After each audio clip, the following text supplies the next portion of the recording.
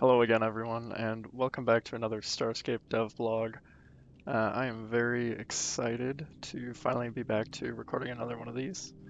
It's been quite a while. I've been working a lot on player stations for a very long time, as well as a few secret projects that I've been hinting at for a long time in the dev blogs on the Discord server. And I'm excited to finally be revealing one of those projects to you in this video. So this is actually the smallest of the three projects that I've been working on, but I still think it's incredibly exciting. It does mean a lot for the future of Starscape, and it has some big implications for everyone once it's released. So I'm going to go ahead and jump right into it. Right now I'm in the system Ustru, wonderful name as always, and right now you're not going to be noticing much different. However, I'm going to go ahead and warp to planet 2.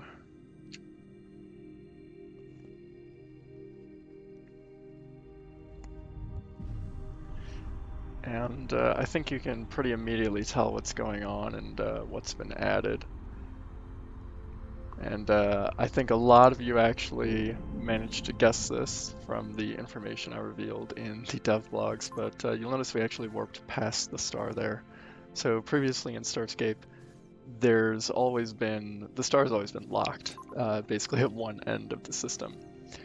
So that always made it so that all of the planets in the system had to be on the same side of the star, largely due to Roblox's sunrays effect being kind of finicky to work with. And that was simply not realistic. It didn't let us do things like simulate realistic orbits or, have system geometry that really felt real. But now I'm going to go ahead and show you what the system map looks like. I'm actually going to go ahead and warp out of the system since there's so many drones around. Head back this way. Take another look. So you're going to notice that the star is doing a bit of a U-shaped sort of path through the skybox. That's unfortunately a limitation of Roblox's sunrays effect and the way that I've set this up. I unfortunately cannot fix that currently until Roblox improves the sunrays lighting effect. But while I could get rid of the sunrays effect, and some people who have very strong opinions that I should remove the sunrays effect entirely so that we can get a nice straight line path as we warp. I just think the sunrays effect is a little too iconic to get rid of. It really means a lot for the feel of the game. Once I dispatch this drone Corvette, now you can all see how bad I am at my own game. Let's go ahead and show you all the brand new solar system map. So, here it is. I'm pretty excited about this. I really like the old solar system map. It was one of those additions to the game that really made the universe feel a lot more like a real place when you could see the layout of the systems. But now you can really see the layout of the systems, and not only see the layout of the systems, but see the layout of a system that could actually exist in our universe using the real laws of physics. So you're going to notice things here. You're going to notice a lot of things. First of all, the planets are oriented all around the star in their orbital paths. And that's really exciting because you can warp past the star, you can do lots of fun stuff with that. But also you're going to notice things like elliptical orbits. So Planet 2 that we were at just a few minutes ago is actually in a pretty highly elliptical orbit around the star. So the star is actually at a focus of the ellipse, as all orbits are ellipses, and this one is particularly elliptical. And so that's just something I think is so cool. Let's see, Planet 6 here looks to have a bit more of an eccentric orbit as well. And it's kind of hard to tell from this map, but you can sort of tell Planet 6 as we move. You can sort of see that it's actually inclined from the orbital plane. So it has a non-zero inclination. This is another thing, that is just simulating real life, trying to make things as realistic as possible here. Now, something else I wanted to go ahead and show is as you zoom in, you can actually see the layout of the moons around all the planets in the system. That's something I'm really excited about just because, I don't know, it seems very cool to me to be able to really zoom in and get a great idea of what all the planets in the system are like and what the system really, what the system really is like. Lots of moons there. So another thing I'm really excited about this system is that the planets, although I can't really show you this, the planets are orbiting the star in real time. So this is really cool for me because what it means is that, if you are in a system one day and, the layout looks like this, you can come back a few days later and the planets will have moved.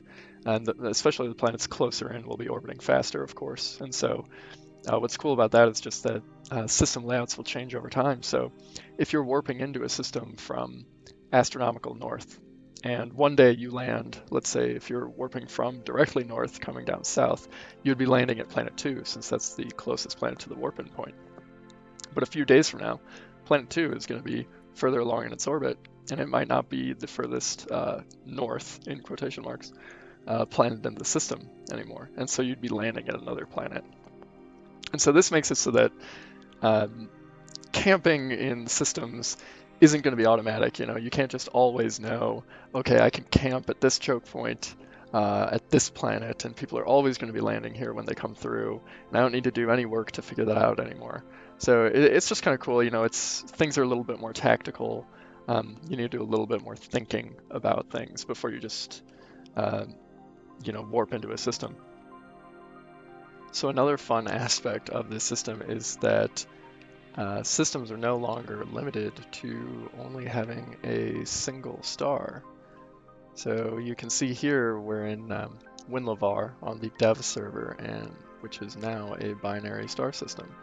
Who knows if this will carry over into the production version once this feature is released, but at least in my game, there's a binary star system for WinLavar. I just think this is really cool because many people aren't aware of this, but in our universe, maybe not most, but plenty of stars are binary and trinary star systems. I forget if it's a majority, but it's a very significant number of stars actually have multiple stars which are orbitally intertwined. And so reflecting that in Starscape has been something I've been wanting to do for a long time, and I'm just, again, really excited to be able to implement some more physical realities into the game here.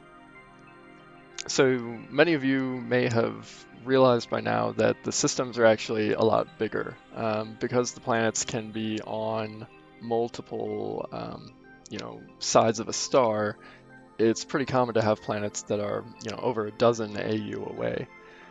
So what that means is that I had to do a pretty significant overhaul of the probe system, and I'll go ahead and show you that now. So the first thing to mention is that probes have just been, they've gotten their speed doubled. So probes just go much, much faster now. You'll also notice as I'm scanning here, we have a little bit of a heat map going on. So I decided to do this because I was noticing there's so much more space in the systems now because it's not just a thin rectangle, that when you're actually going around the system, it's pretty easy to kind of like forget where you've been. So the heat map is something that while you're traveling around, in addition to the pings telling you where an anomaly might be, you're going to also have that heat map so that if you do forget, what the pings were doing or you get a little lost, you'll always have the heat map to guide you back. So I'm going to finish up scanning here. I think scanning is it's a lot prettier now. Not only that, but I think it's even more fun this way. Yeah, and so we've gone ahead and we've finished scanning down our anomalies there, a couple battlefields and a transient asteroid field. So here we are now in Piaka, which in the dev server is actually a trinary star system. We can go ahead and see if we can see the third star pop up there. Oh, might not. Oh, there it is, popping out on the right side. So that's fun. But Piaka is different in the dev server for another reason. and that is that if we go ahead and count the number of planets that we have here, got 1, 2, 3, 4, okay, we have 8 planets. And currently in the game, there are no systems with more than 7 planets.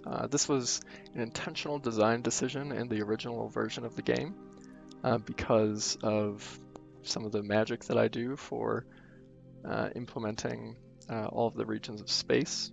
Made it so that I was restricted on the number of planets that I could actually have in the game. But I have since improved that system, and that restriction has been lifted. So now I have lifted that cap significantly on the number of planets. So you can have way more than 7 planets. You're not going to be seeing any systems with 100 planets or anything crazy like that, but we're going to see things a lot more similar to our own solar system has 8 planets, and several dwarf planets as well, and so you're going to be seeing systems with a lot more real estate. So I'm pretty excited about that too, because it gives us a lot of room to expand going forward. As we add more points of interest at regions of space, each system will feel a lot less like a stop on a route, and hopefully a lot more like a little neighborhood of its own. And I think this update is really making a good step in that direction. So the savvy amongst you will have realized something a little unfortunate right now, and that is that I'm changing the number of planets in systems, but systems are already set in the game. Every system has already been generated. So how am I going to be adding additional planets? And I've decided that so much has changed with the system layouts in the game that I'm actually going to be regenerating all of the systems. Now, it is possible that some of the systems will still remain the same in some regards, but you should probably expect that most of the systems are going to have some pretty significant differences. They already would no matter what, simply due to the new orbital mechanics, but the number of planets in each system will likely change. And in addition to that, oh my god, I'm so bad at combat. In addition to that, the actual sort of points of interest at each planet may very well change as well. So that's something a little unfortunate. It has some implications regarding cargo storage and residential stations that I hope to mitigate as much as possible to make it as seamless of a transition as I can for the entire community. But yeah, I think it's going to be all worth it. I'm really excited about this update just because, like many of you, I am and I have always been a bit of a space nerd, and really making Starscape have more of an intricate, realistic link to reality is something that I'm very excited for. So this is one of the 3 secret features I have been teasing for weeks now. It is the smallest of the 3, and the one I'm going to reveal next, I really hope will blow all your minds, but I hope this one blew them just a little bit as well. So thank you all for tuning in for this update. Stay tuned, there's more coming. Finally coming out of hibernation, going to be having lots of updates for you out very soon. So thanks again, and I'll see you out there.